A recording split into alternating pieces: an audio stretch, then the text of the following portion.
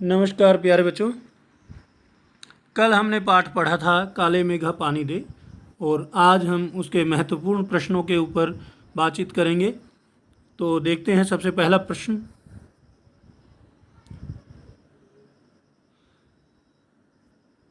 सबसे पहला प्रश्न है, इंद्रसेना घर घर जाकर पानी क्यों मांगती थी? तो इंद्रसेना घर घर जाकर पानी क्यों मांगती थी? गांव के लोग बारिश के लिए भगवान इंद्र से प्रार्थना किया करते थे। जब पूजा पाठ व्रत आदि उपाय असफल हो जाते थे तो भगवान इंद्र को प्रसन्न करने के लिए गांव के किशोर बच्चे कीचड़ में लथपथ होकर गली गली घूमकर लोगों से पानी मांगते थे। यह उस गांव के लोगों की मान्यता थी कि अगर हम इनके ऊपर पानी फेंक कर इनको प्रसन्न कर देंगे तो भगवान इंद्र प्रसन्न होंगे। ये पानी सीधे भगवान इंद्र को प्राप्त होगा और भगवान इंद्र प्रसन्न होकर के हमें बरसात देंगे।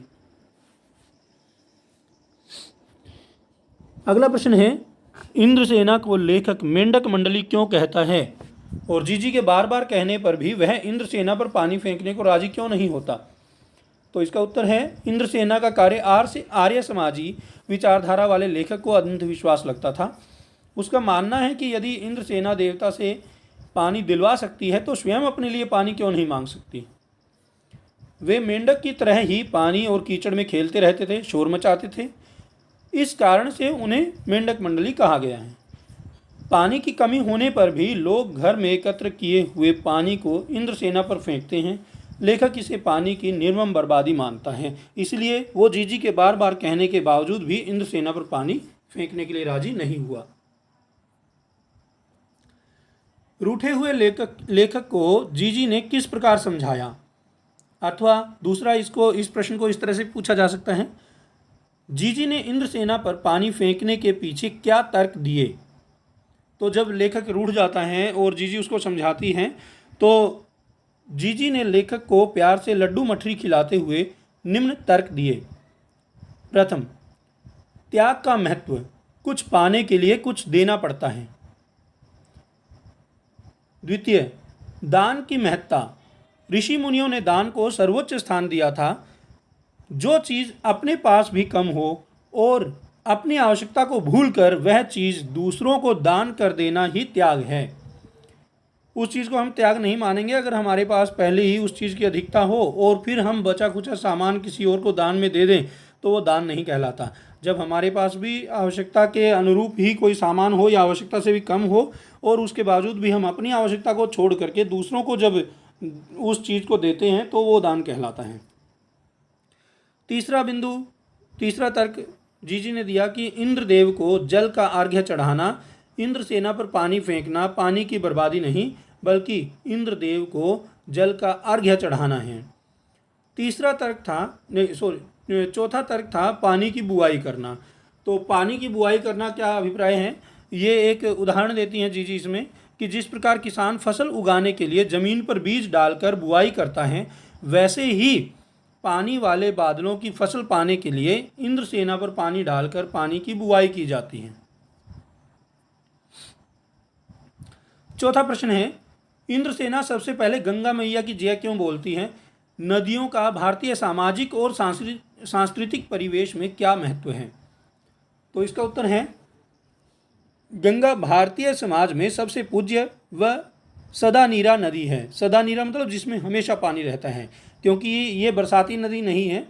आप सभी इस बात को जानते हैं कि गंगा नदी जो है वो बरसाती नदी नहीं है। बरसाती नदियों में क्या होता है कि जब बरसात आती है तभी उनमें पानी आता है, बाकी सारा साल वो लगभग सूखी रहती हैं। लेकिन गंगा जो है, क्योंकि गंगोत्री के स्थान से बहती हैं और वो एक हिमाद्री का एक अंश है। हिमाद्री मतलब जहाँ पर ग्लेशियर वगैरह बने रहते हैं उस स्थान से वो बहती है, तो बर्फ़ पिघल करके लगातार गंगा में मिलती रहती हैं और वो हमेशा ही जल से भरी रहती हैं। तो इसलिए इसको सदा नीरा कहा गया है, जिसका भारतीय इतिहास में धार्मिक, पौराणिक और सांस्कृतिक महत्व है। वह भारतीयों के लिए केवल एक नदी नहीं अपितु माँ है, स्वर्ग की सीढ़ी है, मोक्षदायिनी है। इसको हम देव नदी भी बोलते हैं, गंगा माता बोलते हैं। उसमें पानी नहीं अपितु अमृत तुल्य जल बहता है। अमृत तुल्य जल अर्थात अमृत के समान जल तो वास्तव में ही गंगा का जो जल है वो अमृत के समान है, क्योंकि गंगा जल कभी खराब नहीं होता। जो शुद्ध पवित्र गंगा जल है वो कभी भी खराब नहीं होगा। आप 10 साल चाहे उसको अपने घर पे रख लीजिए, लेकिन वो कभी खराब नहीं होता। भारतीय संस्कृति में नदियों के किनारे मानव सभ्यताएं फली फूली हैं। बड़े बड़े नगर तीर्थ स्थल नदियों के किनारे ही स्थित हैं। नदियों के साथ हमारे बहुत सारे रीति रिवाज एवं त्यौहार जुड़े हुए हैं। ऐसे परिवेश में भारतवासी सबसे पहले गंगा मैया की जय ही बोलेंगे। गंगा जो है वो देव नदी या पवित्र नदी मानी जाती हैं, इसलिए सभी लोग उसको माँ के रूप में जानते हैं या माँ के रूप में संबोधित करते हैं।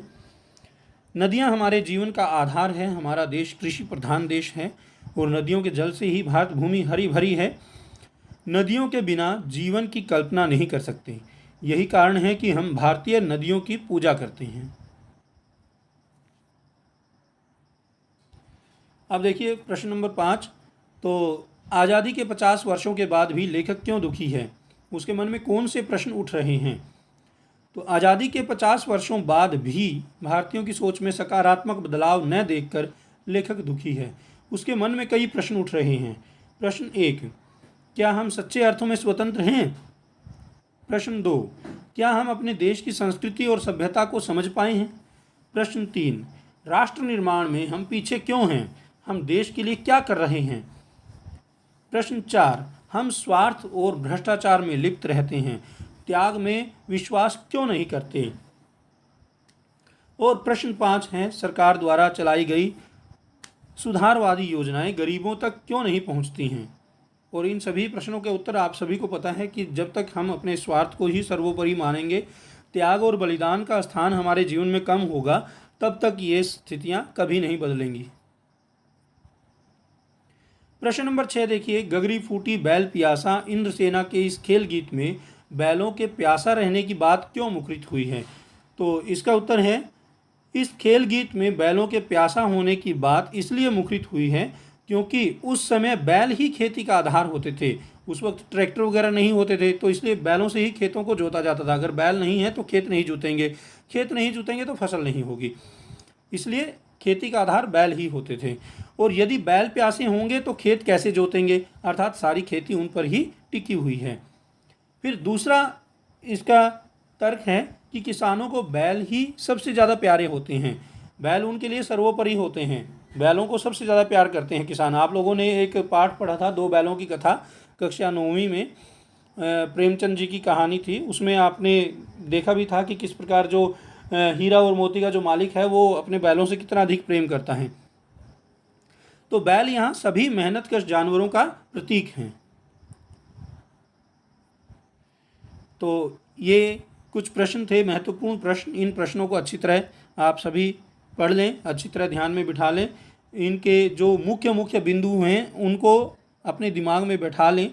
हो सके तो इसको अपनी गृह कार्य पुस्तिका में लिख लें, ताकि आप लोग इन जो महत्वपूर्ण बिंदुओं को जब आप प्रश्न का उत्तर दें तो इन महत्वपूर्ण बिंदुओं को ना भूलें। आप सभी का बहुत बहुत धन्यवाद। मन लगाकर तैयारी करें, ज्ञान अर्जित करने की भूख को बढ़ाएं, आलस्य या टाल मटोल न करें। मन लगा करके काम करेंगे, मेहनत से काम करेंगे तो सफलता अवश्य मिलेगी। और पढ़ाई में नियमितता रखें। नियमितता अर्थात प्रतिदिन रोज़ थोड़ा थोड़ा ज़रूर पढ़ें। ये ना हो कि हफ्ते में 1 दिन पढ़ लिया और उसके बाद फिर उसको छोड़ दिया। तो ऐसा करने से हमारा ज्ञान जो है वो कमज़ोर पड़ता है, बढ़ता नहीं है। तो निरंतर और नियमित रूप से अध्ययन करते रहें और अपने ज्ञान को अर्जित करते रहें।